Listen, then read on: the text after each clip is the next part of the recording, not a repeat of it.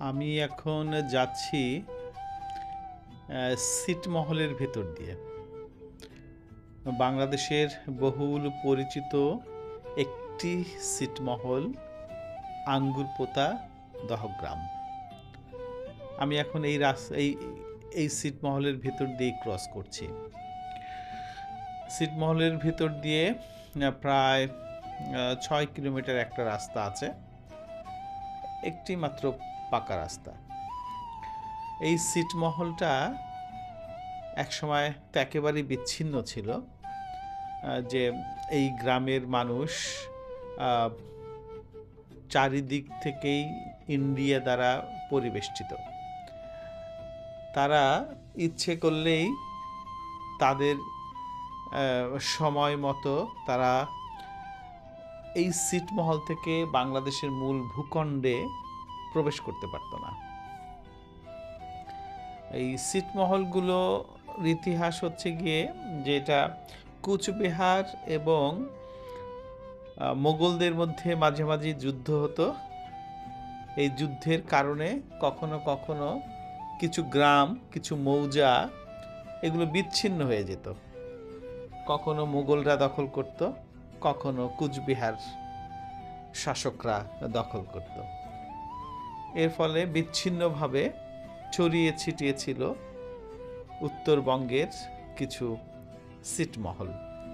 1947 সালে যখন দেশ ভাগ হয়ে যায়, তখন ব্রিটিশরা এই ছিটমহলগুলো নিয়ে তেমন কিছু করেনি। তারা এই ছিটমহলগুলোকে এভাবেই রেখে দিয়েছে। তো কুচবিহার এবং মোগলদের এই ছিটমহলগুলো কিছু পড়ে যায় পাকিস্তানের ভেতরে, তার মানে পূর্ব পাকিস্তান যেটা এখন বাংলাদেশ, কিছু ইন্ডিয়ার ভেতরে। ইন্ডিয়ারগুলো চারিদিকে ছিল বাংলাদেশ, আর বাংলাদেশের ছিটমহলগুলোর চারদিকে ছিল ইন্ডিয়া। তো যেহেতু চারদিকে ইন্ডিয়া ছিল, তারা এখান থেকে ভূখণ্ডের মধ্যে প্রবেশ করতে পারত না। তো ইন্দিরা গান্ধীর সাথে একটা চুক্তি হয়েছিল বাংলাদেশে, উনি এক করিডোর দেবেন বলেই আশ্বাস দিয়েছিলেন। পরবর্তীতে 2011 সালের দিকে 3 বিঘা একটি করিডোর আমাদেরকে দেওয়া হয়, যে 3 বিঘার উপর দিয়ে এই ছিটমহলে প্রবেশ করা যায়। এটাই হচ্ছে সেই 3 বিঘা করিডোর যেটা ইন্ডিয়া আমাদেরকে দিয়েছে ব্যবহার করার জন্য। এটা পার্মানেন্টলি দেয়নি, এটা অস্থায়ীভাবে ব্যবহার করতে দিয়েছে। এখন আমরা এটা দিন রাত 24 ঘন্টা ব্যবহার করতে পারি। এই জায়গাটা 3 বিঘার সমপরিমাণ, যার জন্য এটাকে বলা হয় 3 বিঘা করিডোর। বাংলাদেশ থেকে বাংলাদেশের আরেকটি ছিটমহল আন্দরপোতা দহগ্রাম, এটাকে সংযুক্ত করেছে এই 3 বিঘা করিডোর। আমরা এখনো এই করিডোরের মধ্যে দিয়ে যাচ্ছি। ইন্ডিয়া, এখনো ইন্ডিয়া। এই যে আমরা বাংলাদেশে প্রবেশ করলাম। দুই পাশে বর্ডার গার্ড থাকে, এ পাশ দিয়ে গাড়ি নিয়ে গেলে অনুমতি নিতে হয়, আবার ও পাশে বলে দেয় একটা গাড়ি ছাড়লাম। তো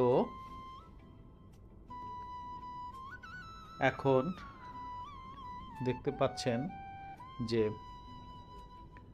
এটা সেই আন্দরপোতা দহগ্রাম। এই অঞ্চলের মানুষ একসময় এতই অসহায় ছিল যে তারা চাইলেই বাংলাদেশে প্রবেশ করতে পারত না। মানুষ যদি অসুস্থ হতো তাও তারা পারমিশন ছাড়া যেতে পারত না, যখন তখন পারত না।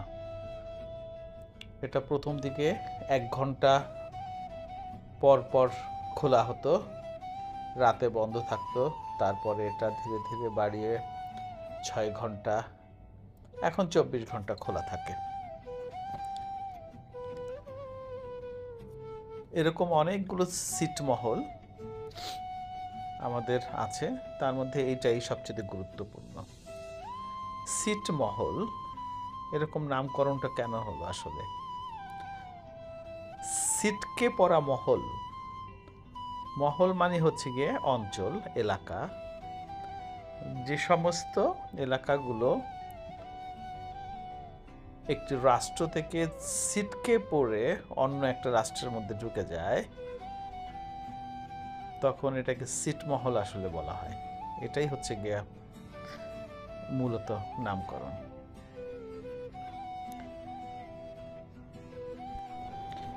এই আঙ্গরপোতা এবং দহগ্রাম, এটার মূল আয়তন হচ্ছে গিয়ে 26 বর্গ কিলোমিটার এমনটি জানা যায়।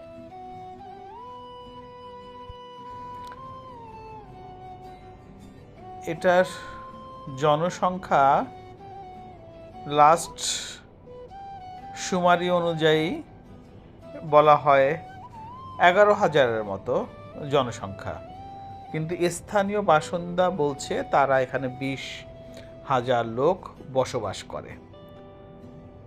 তো আদমশুমারির সাথে স্থানীয় লোকের যেই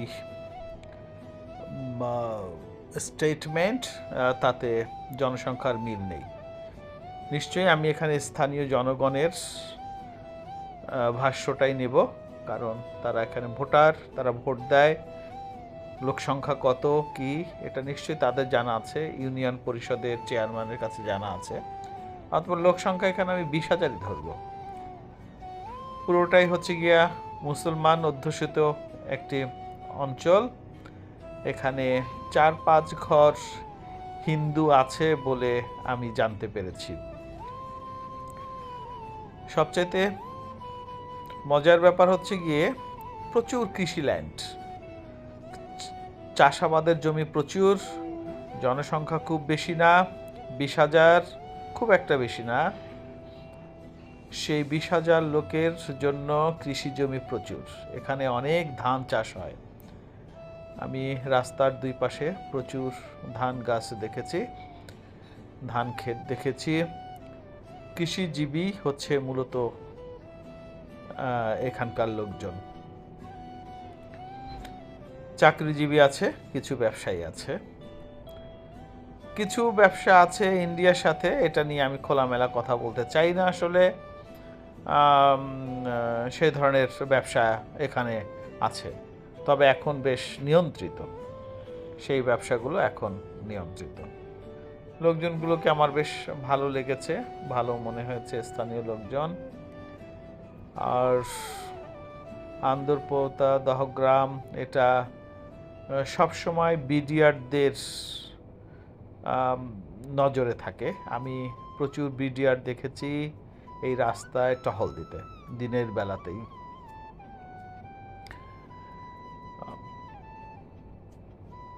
এই গ্রামগুলো আসলে এখানে এদের কোনো কলেজ নেই,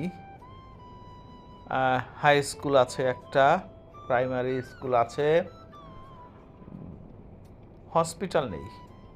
একটা স্যাটেলাইট হসপিটাল আছে, বাট সেখানে কোনো ডাক্তার নেই।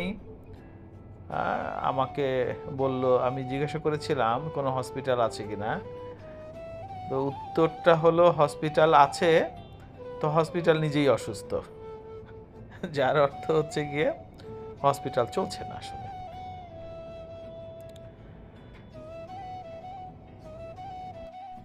এই দহগ্রামটা আসলে লালমনিরহাট জেলা পাটগ্রাম উপজেলার মধ্যেই এটা পড়েছে। বেশ বিচ্ছিন্ন এলাকা, অনেক দূর। আমি কখনো ভাবতে পারিনি যে গাড়ি নিয়ে আমি কখনো এই ছিটমহলে প্রবেশ করতে পারবো।